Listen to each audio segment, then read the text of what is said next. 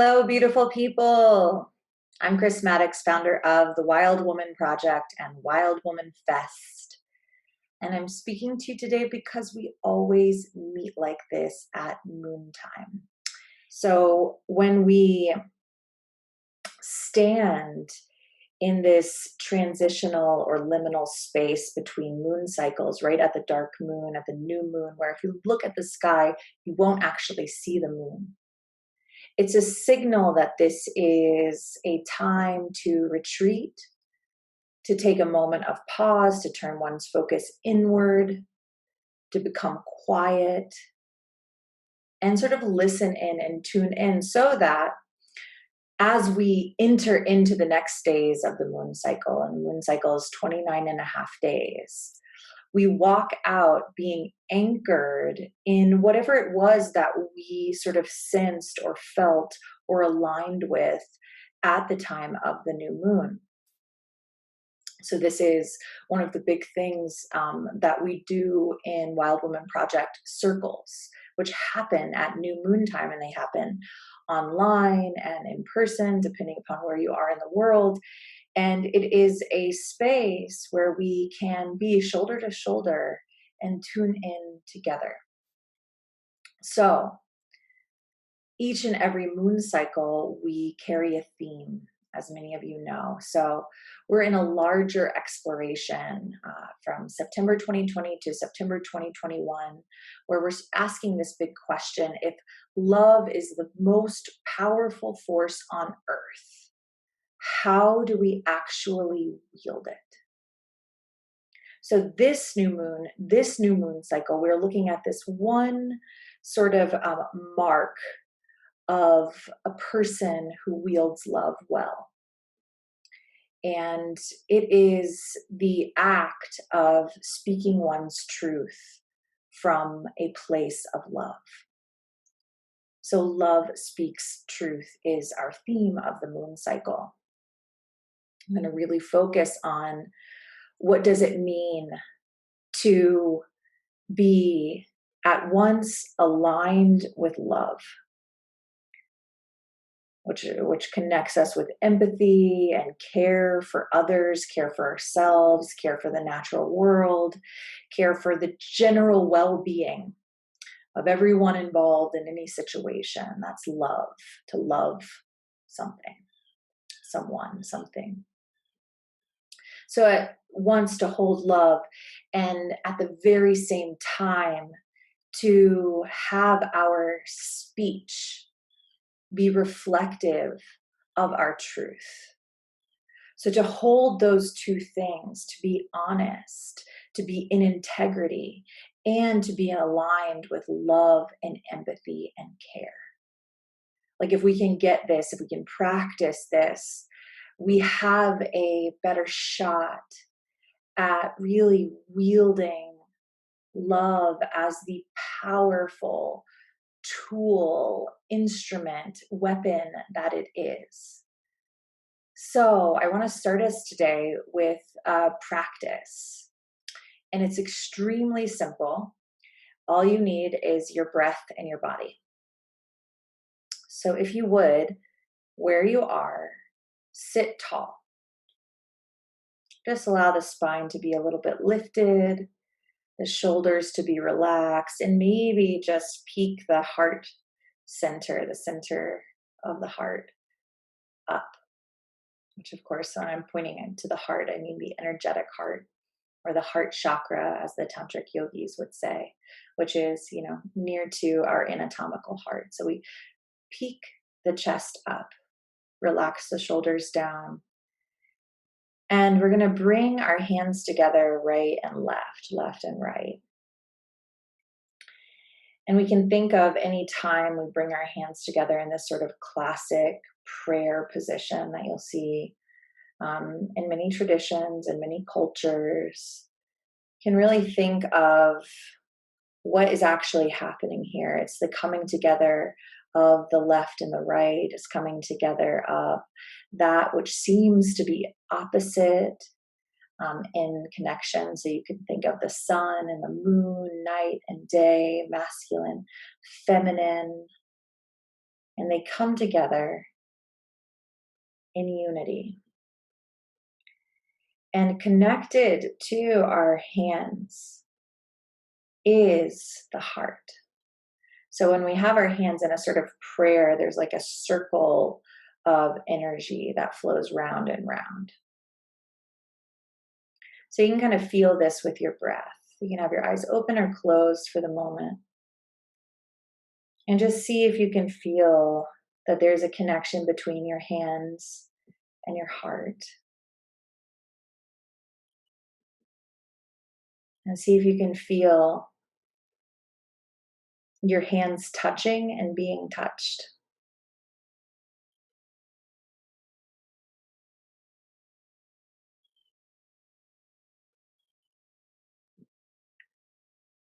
And then we're going to do something, and we're going to allow the right hand to kind of drop. That keep the fingers and the palms connected, so you can open your eyes if they're closed just for a moment to see this. And you're going to keep your fingers connected to your palm. Your right finger's connected to your left palm, and you're going to place sort of the base of your thumb right in the heart center. And you're going to bring your fingers, it might end up being your thumb or your index fingers, to your lips. And then take a big breath in. And on your exhale, close your eyes.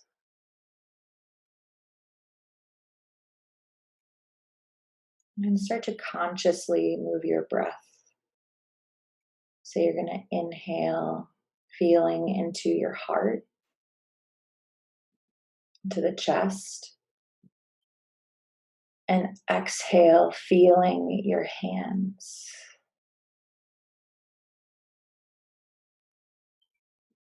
Inhale into the heart. Exhale, sensing your hands.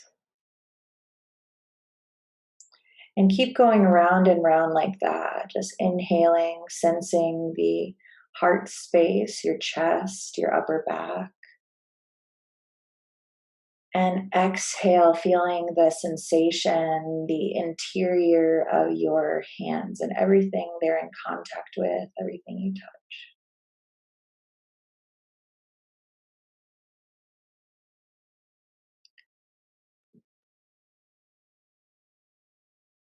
And we feel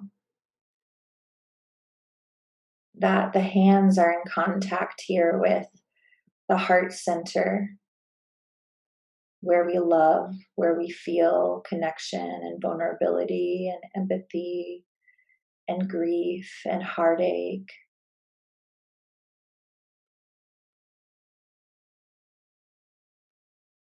Many call this place in the heart the seat of wisdom. To love is to be anchored in wisdom.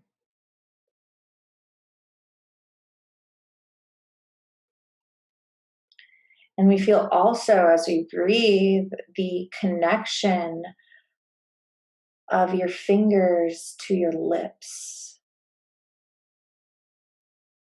So the lips, sort of the portal of our words, our verbal communication. It's where we whisper and sing and shout and laugh and wail, where we verbalize, where we make sound with the instrument of our voice, and where the words we choose to use exit our body and enter the shared space between us.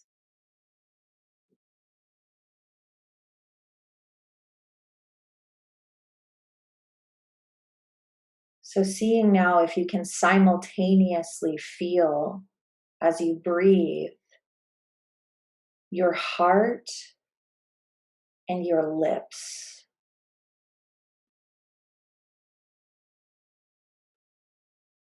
You might find it helpful on the exhale to sort of hum. So you make a little bit of vibration.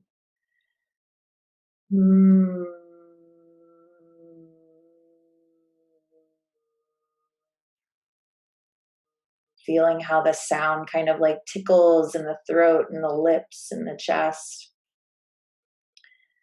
And you can, on an exhale, make any noise that you want to make at all. But humming can be really powerful because it creates a resonance in the body without choosing any particular word or form.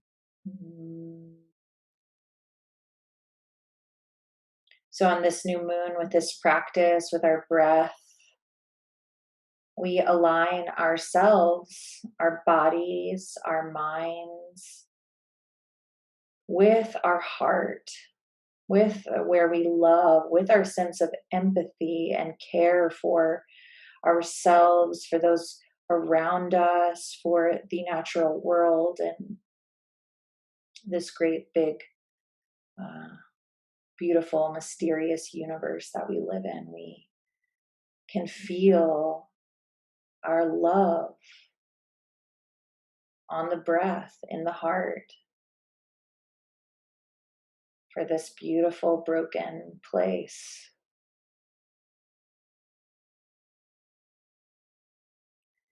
And on this new moon, we feel our lips connection to the heart and the power of our voices to wield the heart's message, to wield the heart's truth.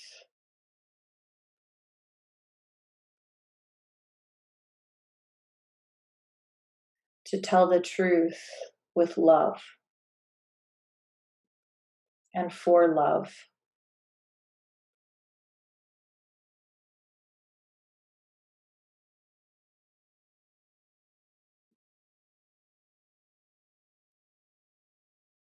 And you can ask your heart right where it is there anything that you want me to know today on this new moon, at this new moon time?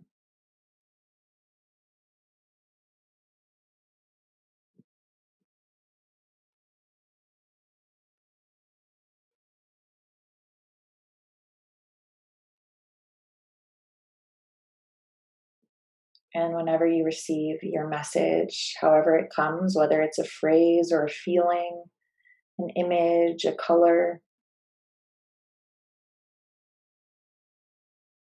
you can say out loud using your voice, thank you, thank you, thank you,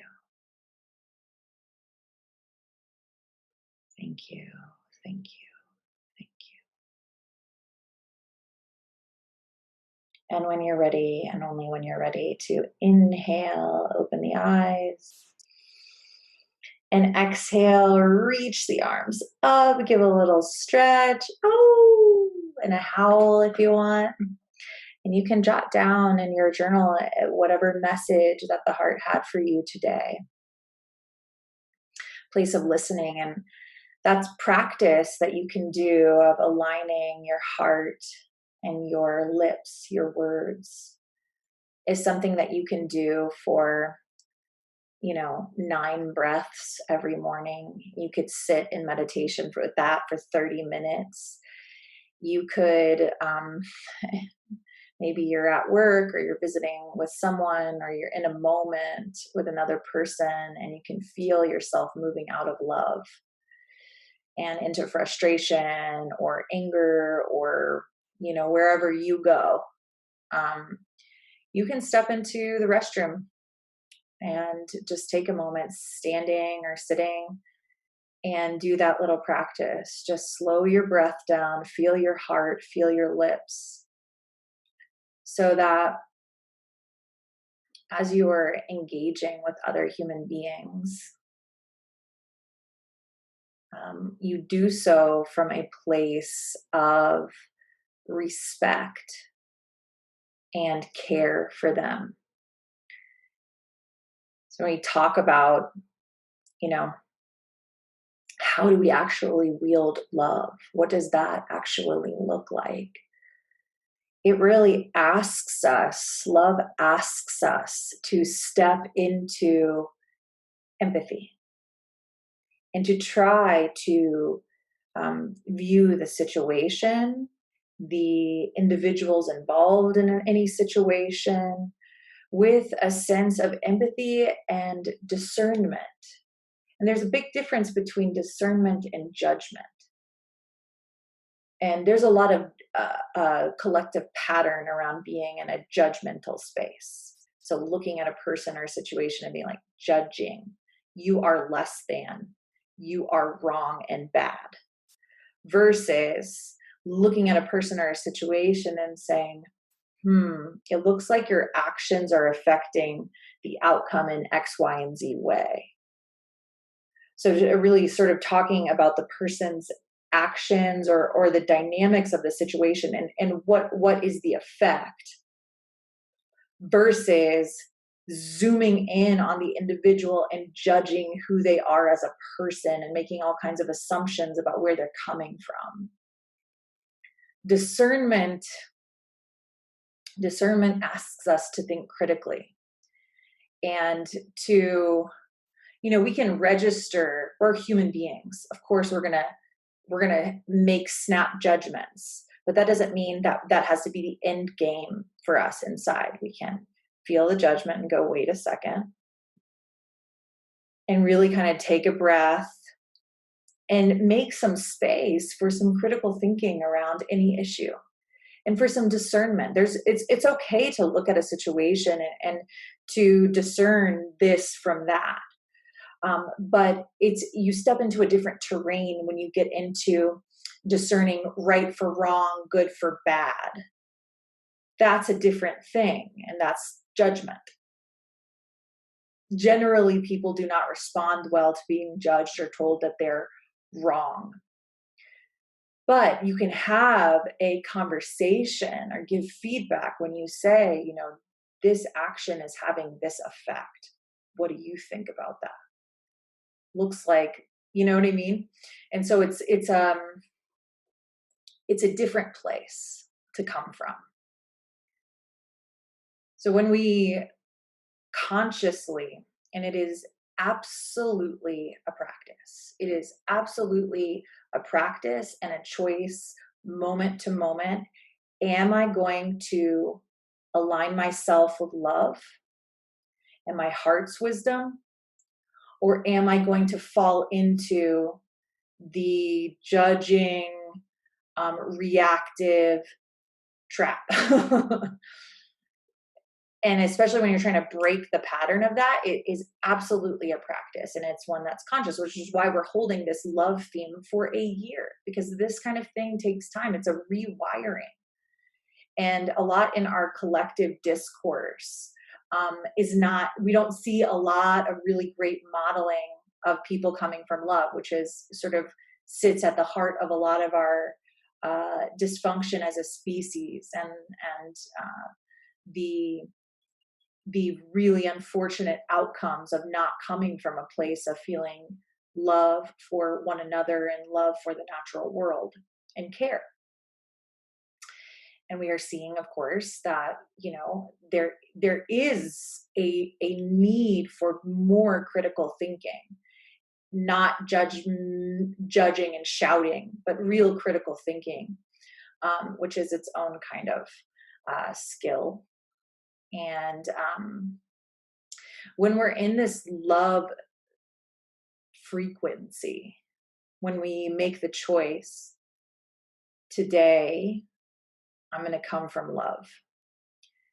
And today, whenever I slip into anything other than love, like fear or judgment or anger or whatever it is, I'm going to come back. I'm going to find a way to come back with my breath, with a practice, however you come back. What begins to happen when we're sort of running love through our system. So we're feeling love, we're speaking from love, we are sensing in a loving way, we are being caring in the world. What happens is it's a kind of altered state of consciousness. And other people can feel it. And they respond to it in a totally different way, because when you are in love, you naturally create space for honesty, for real, honest sharing and discourse, because other people can sense, even just subconsciously, that you're not just going to sit there and judge them or fight them or whatever. That even if you disagree on a subject matter, they know it's safe to have discourse with you because you're not going to attack them personally, but you might have a dynamic conversation using your critical thinking skills, using your discernment, and coming from love. And then we can actually get somewhere. And this is something that's really needed in humanity. It's like either you see these two dynamics in public discourse, and especially online, where you're either shouting and arguing and fighting. You see this in the public sphere, or people are just not talking. And so that's a whole, that silence, that doesn't get anywhere, that doesn't do anything, that doesn't make that doesn't grow anyone. So this moon cycle together, we are going to together aim to speak our truth from a place of love, and to just keep coming back to that and coming back to that and coming back to that. So one thing I find really, really helpful when thinking about this stuff is to find like an example of a person who does this well. Could be someone you know personally, it could be someone in the public sphere, but someone who is just very skillful at wielding love or speaking from love, truth, speaking truth from a loving place. It's like it's like finding gold, these people, because you can then kind of watch them and study them and try to and if you know them, you can ask them questions, like how do they think about things, or you can watch them if they're a public figure, you can watch them in a conversation and just notice the details and notice their frequency and just notice what they're doing, and to have an example in your consciousness. It's someone you can call into meditation. My person for this, who's to me incredible at wielding love, and specifically really incredible at speaking truth in a loving way, is Dr. Cornel West, who is a progressive activist, a philosopher, a professor. And I watch him. I love watching interviews with him, especially when people disagree with him, which they do a lot, because he's sort of going against the mainstream grain. So not only do I agree with his politics, but I respect him so much because of the way he conducts himself and the bridges he is able to build in a conversation, because he's never looking over at the other person and personally attacking them. He is talking about their actions and how the effects. He is talking about systems, and he is always, always looking at other people as the human family, as his brothers, his sisters, his siblings. So find yours. Who does this really well in your sphere? Like, name them. Who is that? And make a point at some point during this moon cycle to really, sit with them, or have a conversation if you know them, call them, or watch an interview if they're a public figure or speech or whatever, and see what you can notice, see what you can tune into, and you just sort of tune into who they are, their heart, their soul, and their way of being in the world. So I'd love to hear who your exemplars are in the comments below this video. So if you want to write their names and something you really appreciate about their way of speaking truth and love, or you can even put a link to a podcast or a speech or anything like that, so we can share are exemplars. It's nice to know because these people exist in the world. There are people who are really trying to evolve and trying to help humanity evolve. And one of the ways that we're going to evolve, and one of the ways, frankly, we're going to survive, is the cultivation of love at every level of our consciousness and every action that we take in the world. So, if you want to explore this theme, love speaks truth, in an experiential way, I encourage you to check out our Wild Woman Project circles. There's going to be a list below this video of telecircle times that are happening, so you can log in online and register with the individual circle leaders. You'll also find a full list of our public circles happening all over the globe. I believe it's 23 countries all over the globe. And so you are invited to reach out to any of those trained facilitators and go to their circle and enjoy that space. You'll always walk out with, having done some meditation, having done some community sharing and ritual, and you'll walk out with a concrete intention for the cycle ahead. So please do check that out and enjoy that. And we have two things coming up. First, starting on November 2nd, we have Fall Circle Leader Training.